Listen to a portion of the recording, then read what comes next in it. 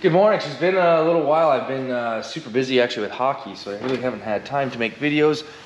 But we got some cool stuff going on here for 2024. So, 1969 Nova. This is Tobias Christie's. He is part of Eco Tuning, or owns Eco Tuning. He's tuned all our tractors. We are going to be making a fast race car for him. So factory appearing, stock tire. If you guys watch Horsepower Depot, Jordan and them, that's what we're going to be competing against. We don't plan on competing exactly to that caliber, but we are planning to be up there anyways. We're going to get our feet wet with this car. It'll be a lot of fun. So we need to pull this motor out. This is actually, okay, so let's start. This is an original paint car, mostly original paint. The floors are amazing. It's just a V6 car, so it's a good car to put in this class. Somebody's already done all this other stuff. So this is not the motor we're going to use. It's a motor tent. This is a 496. We're going to end up pulling it. We're building the motor right now. But we are going to pull this motor. We're going to put on the dyno. We're going to put it back in the car. We're going to do a few things to the suspension. Tobias is going to take it to the track with this motor. We're going to do some testing and tuning with it to get his feet wet because he's never drove a car with a small tire like this. So this should be, and then this motor is comparable. Like it should be a little bit more comparable to our factory stock motors, as in like what we're going to be using for torque and everything, and how the tire and suspension should work. It'll be a lot less horsepower. What I'm saying is a lot less horsepower than the fast motor we're building. So if we can get the car to hook with this motor, we can put the next motor in once we're done, and we'll go from there. So definitely this thing is going to be part of the channel. We just kind of started. We just pulled the interior the other day. It's a stick car. It's going to be an automatic car when we're finished. We're not painting it. We're going to leave it this Gabi. Actually, I forget what they call this, but it's not Gabi beige. I'll let you know. Owen told me the other day. It's a weird name, but we are going to leave it this beige color. We're going to leave all the patina. But like this car is, sorry, I got to show you. Like, it's nice. Like, look at the A-arms. Those are nice. The frame is nice. Like, this is a good car. It's got good bones. The floor's never been touched in it. It's a Florida car, so it's pretty cool. Anyways, we're gonna head to the dyno room. Actually, I'm gonna go to chores first, and we're just gonna talk about what's gonna go on for 2024, and then other videos we'll kind of get into what we're doing, because we're not pulling a motor today, and we're not gonna be dynoing today. So here we are. We're finally gathering eggs. The older version of the Diamond Packer. There is the newer version. Stainless. So we found that unit for a good deal. We decided to pick it up. It does the same job that one does. A little less electronics. We're very happy with it.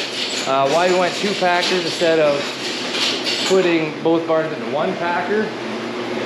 Convenience more so for myself and Owen, or anybody if somebody calls in sick. 2 people can hammer both barns out in about an hour and a half. So that's why. It's just personal ease of preference. In the last video I talked about bronchitis going through my barn, and we're back up in production. We lost 10% in both barns. Mortality was a little higher. That's how we figured out there was a problem. Nothing catastrophic, but everything is back up and running. So we're pretty, as for how everything's going now, we're very, very, very happy. This new barn compared to my old barn, it's running very good. The grades are very comparable to the Farmer Automatics, which we were concerned about. Just with everybody laying in a nest and cracks and all that stuff, but we got it figured out, and it is working really, really well. We're very, very happy with the new system. So there we have our spreader working. We're very happy with how we're spreading the manure out in here. It looks a lot drier than what it was. It gives us more chance of, we can hold more manure in this storage, so hopefully it starts peaking up a little more towards that belt. Should have a few more months left in this yet. This fall and other falls, we found that the closer you can spread your manure to spring, the more benefit you get. So having the ability to hold more manure, because we can spread it out through that whole barn, or this whole manure storage, is really awesome. We'll probably February, if we get kind of a good frost on top, if we don't get the snow, which right now not looking that way. Anyways, I'm very happy with how the spreader is working. We can handle more manure than we ever could and longer because of we can spread and utilize this whole barn. Before, just kind of cow pattied, and it was more oozy and everything. The last time we took manure out, our manure guys are very impressed with how much drier the manure was. So that's a good thing. Anyways, we'll what are we gonna do next? We're just about to finish chores. Like I said, we're taking manure out now. You can see that. I gotta walk through the one barn yet, and we'll get to the dyno room next to see what's going on in there. Oh, I guess before we do that, I do want to stress that there is eggs for you if you feel you and I say this in other videos, but I didn't say it in my last video where I was in my barn and I did have an interesting comment. Anyways, it doesn't really matter what that comment was, but I think it's important that you as the consumer know that this is the way I'm farming. I'm doing the best of my ability. I'm following all the rules possible. There's nothing I'm doing wrong. If you don't like the way that you see it, like I said, there are eggs that you can buy if you want to buy the organic egg or the free run egg or the omega-3 egg. That's why we have the quota system. You know, it's so we can have the supply for you. So we have those eggs. I am working on the affordable egg. That's what I've always been doing. Now, what goes on in the future, who knows? This is what I've been dealing with as I've been growing up. So I just can't start square one. Like I said, if I want to go free range, I got to start with a pull-up barn, and then we go with a layer barn. So in the future, you may see me go that way, but for right now, I am doing things the most economical way for me because that's how I have to make my business run. I would just sink if I decide to just bulldoze everything and start fresh. Anyways, we'll get to the dyno room. So we're in the other shop.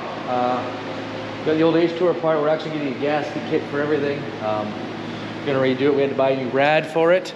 The rad started leaking, so we decided to start taking it apart, and one thing leads to another, and gaskets and the whole kit and caboodle. The only thing, I got this rad on Amazon, and I didn't realize it fits beautiful. We had the hood on, everything. We gotta drill a hole right here, put a piece of aluminum. We gotta take it all up for the steering rod. We missed that, so gonna find a piece for that, do it, and we'll get this baby back together, and it'll be good to roll the airstrip. So yes, so we'll get the old HX. I still gotta find a piece of aluminum pipe before I do that. Might be a today problem, we'll see. We're in the dyno room now. This is pretty much just gonna be a vlog. I'm not actually gonna do too much today. For YouTube, we're just gonna talk about what is coming up. So we got another 496 sitting on the dyno. We are patiently waiting for a new water pump. So we've been getting into some higher horsepower motors compared to what we, 300 horse motors, no big deal for that pump, but you get into that 600 plus range motors. That pump can't supply the brake with enough water, and what happens is, I don't know if you've seen in some videos, but you'll see some steam coming up through that spot there. So the water comes through the engine brake and it gets dumped into this tank here. So when you see steam coming in out of there, that means that there's not enough water supply for my brake, and what's going on is it's cavitating. So that means inside it's actually, the steam is actually making the inside porous. It's eating the inside away like sandblasting sand. So we talked with some people, and they recommended a pump that will supply that engine brake or the dyno with enough water so we don't get that cavitating. So we're waiting for it before we dyno this motor again. Once this one is done, we're gonna pull that one out of the Nova, do it. Hopefully we will have the actual motor that's gonna go into that Nova for the fast race. We'll get it on the dyno, we'll get pulling on it. That's gonna be fun. We're kind of excited. We have some high expectations. I'm not gonna tell you the numbers we're hoping for because we don't know if it's gonna be achieved. So anyways, I think that's really all I'm gonna talk about with you guys today. I know this video is short and sweet, but I just want to get a video out there to tell you there's lots of stuff coming up. It's just where I'm not really doing a whole lot today. Anyways, have a good one. Like, subscribe, peace.